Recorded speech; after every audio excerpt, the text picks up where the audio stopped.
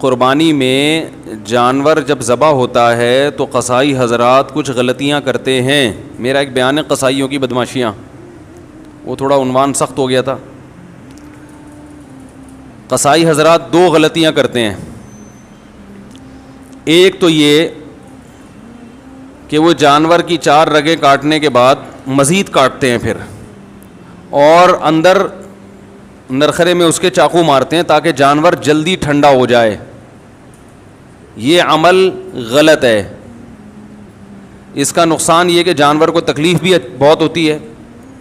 Number 2, اس کا blood صحیح طرح سے باہر نہیں نکلتا, کیونکہ 4 رگیں کاٹیں گے, حرام مغز کا کنیکشن برقرار رہے گا تو اس سے جو دماغ کو سگنل ملتا رہے گا اور دماغ ایمرجنسی نافذ کر دیتا ہے, جس سے جانور تڑپتا ہے اور بلڈ سارا باہر نکل جاتا ہے. اس کا تکلیف نہیں ہوتی جانور کو, ہمیں لگتا ہے کہ بہت تکلیف ہو رہی ہے لیکن اتنی ہوتی نہیں ہے جتنا نظر آ رہا ہوتا ہے.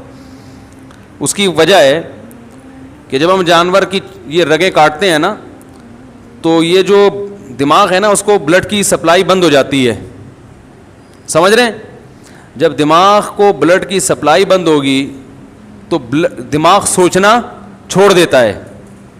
دماغ کا صرف وہ حصہ کام کرتا ہے جو قدرت نے حادثات کے لیے رکھا ہوا ہے. ابھی تو دماغ کام کر رہا ہے نا آپ لوگوں کا, جو نارمل والا دماغ بھی الحمدللہ. تو پھر سمجھیں یہ بات کو. آپ نے دیکھا ہوگا بعض دفعہ ہم چاہتے ہیں, ریفلیکٹ ایکشن کا نام سنا ہوگا آپ نے, ہم نے تو 9th کلاس میں پڑھا تھا. وہ ایک ایکشن ہوتا ہے کہ لاشعوری حرکتیں. آپ کا ہاتھ کسی گرم چیز پہ آتا ہے, آپ کو پتہ بھی نہیں ہوتا, آپ ہاتھ کھینچ لیتے ہیں. اللہ نے ہمارے دماغ میں ایک ایسا حصہ رکھا ہے جو سوچتا بعد میں کرتا پہلے. سمجھ رہے ہیں؟ یعنی ہمارے سچی جو سامنے والا دماغ ہے نا اس کے سوچنے سے پہلے وہ کام کر چکا ہوتا ہے. اس کی حص اللہ نے بہت تیز رکھی ہے, وہ ہمیں حادثے سے بچانے کے لیے. کیونکہ حادثات میں ایسا ہوتا ہے کہ اگر آپ سوچنا شروع کر دو گے تو حادثہ ہو چکا ہوگا. گرم چیز پہ ہاتھ آیا, کافی دیر کے بعد یہ استری کسی نے رکھ دی, کافی دیر کے بعد آپ کو محسوس ہوا تو اس وقت تو بھیڑا گھرک ہو چکا ہوتا ہے.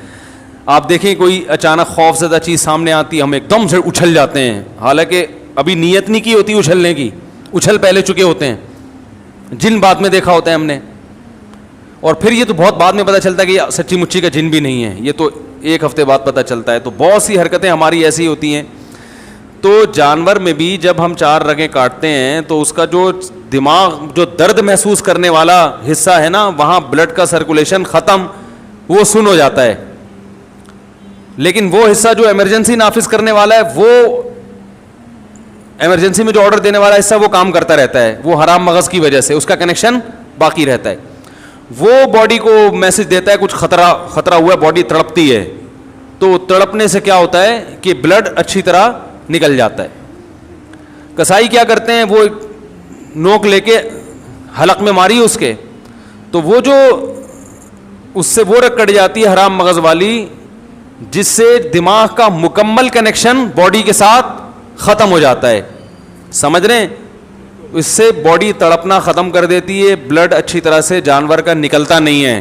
تو یہ طریقہ مکروہ ہے, ناپسندیدہ ہے, شریعت نے جو ذبح کا طریقہ بتایا ہے اس کے خلاف ہے. ایک اور مثال سے سمجھاتا ہوں. دیکھو چھپکلی ہے نا, چھپکلی دیکھی ہوگی, اکثر جب ہم چھپکلی مارتے ہیں تو اس کی دم کٹ جاتی ہے, دم تڑپتی ہے, اس سے جان نکل رہی ہے. لیکن دم کو تکلیف ہوتی ہے, اس لیے نہیں ہوتی کہ اس کے پاس تکلیف محسوس کرنے کے لیے دماغ نہیں ہے. اور جو دماغ جہاں ہے نا چھپکلی کے, اس کو بھی تکلیف اس لیے نہیں ہوتی کہ اس کے پاس اب دم نہیں رہی ہے. ارے تکلیف تو گزر رہی ہے دم پہ نا, دم پہ تکلیف گزر رہی ہے, خوب تڑپ رہی ہے.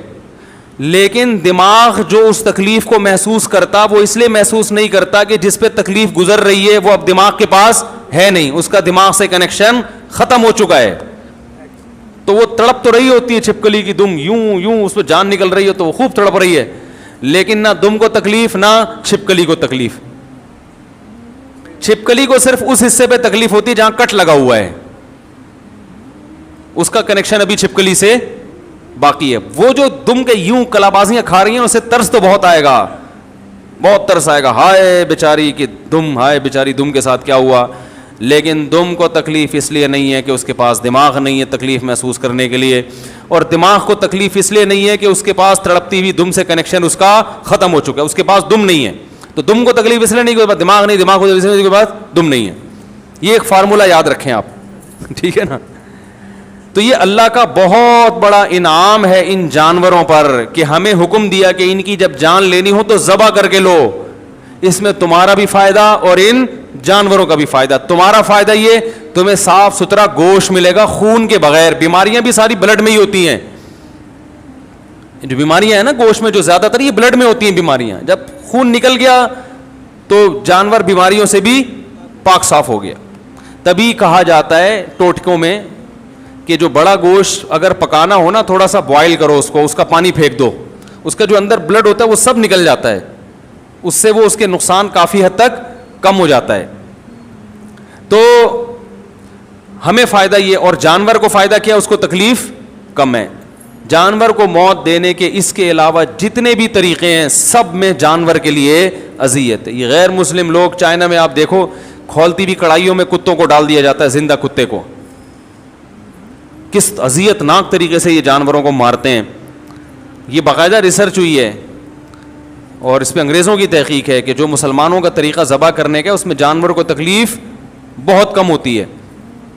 تو اب قصائی کو آپ اس بات کا پابند کریں کہ 4 رگیں کاٹے اور پھر وہاں سے ہٹ جائے. اور بہتر یہ ہے کہ سب قصائیوں کی بات نہیں کر رہا بھائی, جو میرا بیان سن رہے ہیں ان کے علاوہ کی قصائی ہٹتے نہیں ہیں کیونکہ ایمرجنسی میں جلدی میں ہوتے ہیں. ان کو بہت قصائی اس دن دنیا کا سب سے قیمتی آدمی ہوتا ہے. ابھی دیکھو کوئی قصائی آپ سے ملے گا بھی نہیں, سلام بھی نہیں کرے گا, بولے گا مجھے جانا ہے بھائی, میرے 6 کالیں آئی ہوئی ہیں, ان کو آرڈر بک کروانا ہے میں نے. عید والے دن جانور سے زیادہ مہنگا قصائی ہوتا ہے. تو اس کو 10 جانور اور گرانے, وہ اتنی ٹینشن نہیں لیتا کہ کاٹو پھر کھڑے ہو کے دیکھو کہ کب اس کی جان نکلے گی, کب ہم کھال اتاریں گے. وہ کہتا ہے ابے اس کا بس نہیں چل رہا ہوتا, پوری گردن کاٹ دے وہ. تو اس لیے بہتر یہی ہے کہ جیسی 4 رگیں کٹی ہیں تو جس کھونٹے سے جانور باندھا ہوا تھا اس کھونٹے سے تھوڑی دیر کے لیے اسی قصائی کو باندھ لو جو قابو میں نہیں آ رہا آپ کے. ہر قصائی کی بات نہیں کر رہا, صرف وہ جو قابو میں نہیں آ رہا ہے اس قصائی کو آپ اسی, وہ کھونٹا بھی کام میں آ جائے گا, اس کا کرایہ دیا ہوا ہے نا, پورا ہو جائے گا وہ. کیونکہ اس کے بغیر قصائی کو قابو کرنا آسان نہیں. وہ جانور پھر بھی آسان ہے, اس کو پکڑنا نا 4 آدمی اس کو پکڑے تو جانور کو کون پکڑے گا بھائی. تو سب سے بہتر طریقہ ہے اسی کھونٹے سے تھوڑی دیر کے لیے آپ نے جو قابو میں نہیں آ رہا اس کو باندھ دیں. آپ بولیں جب تک ٹھنڈا ہونے دو. ایک بات, ایک گڑبڑی. دوسری گڑبڑ کیا کرتے ہیں لوگ, قصائی حضرات جانور جب ذبح کرتے ہیں تو اکثر منہ میں پان اور گٹکا ہوتا ہے, وہ اللہ کا نام نہیں لیتے. وَلَا تَأْكُلُوا مِمَّا لَمْ يُذْكَرِ اسْمُ اللَّهِ عَلَيْهِ, اللہ فرماتے ہیں جس جانور پر اللہ کا نام نہ لیا گیا ہو وہ جانور تمہارے لیے حلال نہیں ہے. بھولے سے چھوٹ جائے تو ٹھیک ہے, لیکن جو منہ میں گٹکا رکھ کے نام نہیں لے رہا وہ بھولے سے نہیں چھوڑ رہا, وہ گٹکے کی وجہ سے نہیں پڑ رہا, وہ آپ کے جانور پہ اپنا گٹکا قربان کرنے کے لیے تیار نہیں ہے. تو اس سے بولیں زور سے اللہ کا نام لو, بسم اللہ اللہ اکبر, زور سے. اور یہ مرغیوں والوں سے بھی کہا کریں, ان کو بھی بسا اوقات دیکھا ہے منہ میں ہی منمنا رہے ہوتے ہیں کچھ. بھائی اللہ کا نام جب زور سے لینے کا حکم ہے تو لے لو, کیا جا رہا ہے اس میں. گالیاں دیں گے اتنی زور زور سے, باتیں کریں گے اتنی زور زور سے, جہاں اللہ کا نام لینے کا حکم دیا بھائی زور سے لے لو, تو وہ ایسی منہ میں گھما رہا ہے. تو مرغیوں والے کو بھی کہا کریں زور سے اللہ کا نام لیا کرو. سمجھ میں آ رہی ہے بات. تیسری بات, جانور توحید پرست ذبح کرے گا تو حلال ہوگا, مشرک کا ذبیحہ حلال نہیں ہے. اگر ہندو جانور ذبح کر دے چاہے 100 دفعہ اللہ کا نام لے, وہ جانور ہمارے لیے حلال نہیں ہے. بس یہ اللہ نے حکم دیا کہ جو توحید پرست ہو وہ کرے گا. تو آج کل مسلمانوں میں بھی مشرک ہیں جو اصطلاحی اعتبار سے مسلمان کہا جاتا ہے, حقیقت میں مسلمان نہیں ہے. تو کوئی بھی ایسا شخص جو اللہ کے نبی کو ہر جگہ حاضر ناظر مانتا ہو اللہ کی طرح, عالم الغیب مانتا ہو اللہ کی طرح, مشکل کشا مانتا ہو اللہ کی طرح, کہ جیسے اللہ مشکلات پوری کرتا ہے نبی بھی اسی طرح اسباب سے ہٹ کے نبی مشکلات پوری کر سکتے ہیں, چاہے وہ دیوبندی ہو, چاہے وہ اہل حدیث ہو, چاہے وہ بریلوی ہو, چاہے وہ شیعہ ہو, کوئی بھی ہو. جو اس نوعیت کا شرک کرے گا اس کا ذبیحہ بھی حلال نہیں ہے. تو اب میں یہ نہیں کہہ رہا کہ آپ وہمی بن جائیں, کسی کے گھر سے گوشت آ رہا ہے تو آپ دیکھیں بھائی قصائی سے پہلے میرا انٹرویو دلواؤ, میں اس کے عقائد پوچھوں گا, اتنے تکلف کا حکم نہیں ہے. مسلم کنٹری ہے تو یہی فرض کیا جائے گا سب مسلمان ہی رہتے ہیں. پہلے سے کسی کے بارے میں یقین ہو جائے کہ یہ شرکی عقیدے پر ہے, اس سے ذبح نہ کروائیں. پہلے سے نہیں پتا تو مسلمان ملک ہے, ہمیں یہی حکم ہے کہ ہم سب سے کیا گمان رکھیں, اچھا. سمجھ رہے ہو؟ ہاں پہلے سے پتہ چل گیا, کیونکہ بقرعید کے دنوں میں بہت سے غیر مسلم بھی قصائی بنے ہوئے گھوم رہے ہوتے ہیں, سمجھ رہے ہیں؟ تو پہلے سے پتہ چل گیا تو پھر احتیاط لازم ہے. سمجھ رہے ہیں کہ نہیں سمجھ رہے؟ یہ تیسرا مسئلہ ہو گیا. تو بس یہ تین, اور تو کوئی مسئلہ نہیں پوچھنا کسی نے. ہاں دوسری بات یہ کہ بھائی جانور کو حدیث میں آتا ہے فَلْيُرِحْ ذَبِيحَتَهُ, جانور کو ذبح جب کرنے کا ارادہ ہو تو اس کو آرام پہنچاؤ. اناڑی کسائی بعض دفعہ آ جاتے ہیں, 1 گھنٹہ جانور کو گرانے میں لگا دیتے, جانور کی واٹ لگ جاتی ہے بیچارے کی. ایک تو آخرت کا سفر ہے اس کا, وہ تو کم از کم تمیز سے اس کو اللہ میاں کے پاس بھیج رہے ہو تو تمیز سے بھیجو اس کو اللہ میاں کے. وہ ادھر سے دھکے ادھر سے وہ بہت مصیبت بنا دیتے ہیں. ماہر قصائی ہوتے ہیں, ان سے کام کروانا چاہیے. اور ذبح خود کرو, قصائی سے آپ جانور گروا دیا, ذبح خود کریں. آپ کو اپنے عقیدے کا بھی پتہ, آپ اللہ کا نام بھی لوگے, کم از کم منہ میں گٹکا تو نہیں ہوگا نا آپ کے. علماء کہتے ہیں کہ نیک آدمی کے ذبیحے کا اثر گوشت میں آتا ہے, تبھی تو اللہ نے کہا کہ مشرک کا ذبیحہ حلال نہیں ہے, کچھ تو ہوگا نا اس میں. ٹھیک ہے, اس میں ایک بڑی حکمت یہ بھی ہے کہ وہ غیر اللہ کے لیے کیا کرتے تھے. تو خود کریں ذبیحہ, اور خواتین بھی ذبح کر سکتی ہیں اگر وہ گھر میں ہیں, پردے کا انتظام ہے. خواتین اللہ کا واسطہ روڈوں پہ نہ آئیں, بے پردہ ہو کے نہ نکلیں. آج کل یہ تہواروں کے نام پہ خواتین بے پردہ ہو جاتی ہیں, تو جہاں اپنے سارے محرم موجود ہیں, بے پردگی کا کوئی خطرہ نہیں ہے, تو وہاں وہ اپنے گھر میں اپنا بکرا خود ذبح کریں, اور پھر چھری کو چھپا کے رکھ دیں. آپ لوگ سے گزارش ہے تو جو ہے, یا پردے میں آ کے کر لیں ذبح تو اپنا ذبح, ورنہ کم از آپ کر لیں. تو کسائی اگر اچھا ہے, دیندار ہے, تو ہمیں کوئی کسائیوں سے چڑ نہیں ہے بھائی, ہمیں یہ اعمال اچھے ہونے چاہیے. قصائی اگر نیک آدمی ہے تو قصائی اس سے ذبح کروا لیں. قصائی بھی بہت نیک بھی ہوتے ہیں, اچھے بھی ہوتے ہیں, ان میں برے بھی ہوتے ہیں, ہر طرح کے لوگ ہوتے ہیں. ہم میں اچھے برے ہر طرح کے ہوتے ہیں, تو ان میں بھی ہوتے ہیں. تو خود کر لیں تو زیادہ ثواب ہے کہ آپ اللہ کے سامنے اپنا جانور خود پیش کر رہے ہیں. اور جب جانور کا رخ قبلے کی طرف کیا جائے گا تو اپنا رخ قبلے کی طرف ہوگا.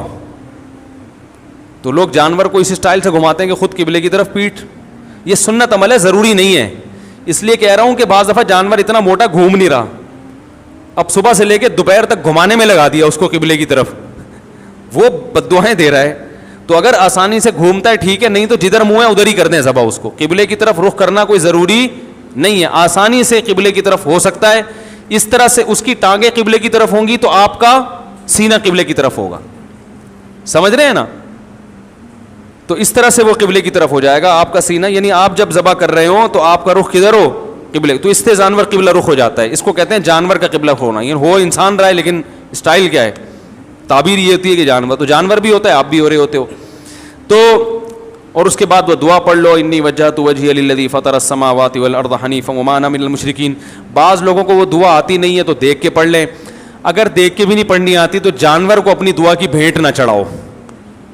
میں نے کئی دفعہ دیکھا ہے جانور کو لٹایا ہوا ہے, 20 آدمی اس کے اوپر بیٹھے ہوئے ہیں, چھری رکھی ہوئی ہے, وہ بیچارہ پریشان دیکھ رہا ہے. ابھی تک تو میری ایسی سیوا ہو رہی تھی, ہر آدمی میرے ساتھ سیلفیاں کھنچوا رہا تھا, جس کو محلے سے پھول ملتے وہ میرے گلے میں لا کے ڈالتا. سروس اسٹیشن کھل گئے ہیں باقاعدہ, یوٹیوب پہ میں نے دیکھا.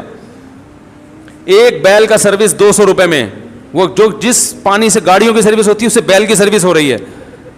ہو گیا یہ واقعی, بیل دھل رہے ہیں بھائی, پورے ڈیٹول سے نہلایا جا رہا ہے, اس کو تیزاب سے کلیاں کروائی جا رہی ہیں, اس کے برش کیا جا رہا ہے, بہترین چمکا کے سرسوں کا تیل کی مالش کر کے. تو وہ جو بندہ ہے نا وہ بیل لگ رہا ہوتا ہے اس کے سامنے جو کھڑا ہوا ہوتا ہے وہ بیل انسان لگ رہا ہوتا ہے, اتنا چمکا دیتے ہیں اس کو. تو ایسا چمکا دھمکا کے وہ بیل کہے گا اتنا مجھے پروٹوکول. اور اب کیا ہو رہا ہے, اب آپ کو نہ دعا زبانی آتی ہے نہ دیکھ کے پڑھنا آتی ہے, اب آپ وہاں ہجے کر رہے ہو اس اللہ انی وجہت پڑھا ہی نہیں جا رہا. وہ بیچارہ لیٹا ہوا ہے, 2 گھنٹے ہو گئے یار, اس کو کس عذاب میں ڈالا ہوا ہے. تو بھائی نہیں آ رہی, بسم اللہ ہی اللہ اکبر بس. اور اردو میں کہہ دو اللہ تیرے لیے. کس کے لیے ہے یہ؟ تیرے لیے قربان, اتنا بھی کافی ہے. ورنہ عربی یاد کرو, اچھا ہے, نہیں یاد ہوتی تو اتنا ٹائم نہ لگاؤ کہ اس بیچارے کا بیڑا غرق ہو جائے. کیونکہ جس نبی نے دعا سکھائی ہے اسی نبی نے یہ بھی حکم دیا ہے کہ جانور کو راحت پہنچاؤ, اس پہ ظلم زیادتی مت کرو. تو یہ حکم زیادہ اہم ہے. اور یہ بھی حدیث میں آتا ہے کہ اپنی چھری کو تیز کر لو. بعض دفعہ یہ بھی دیکھا کاٹ رہے ہیں کٹ ہی نہیں رہی, پھر کہتا ہے چھری تیز کر کے لا.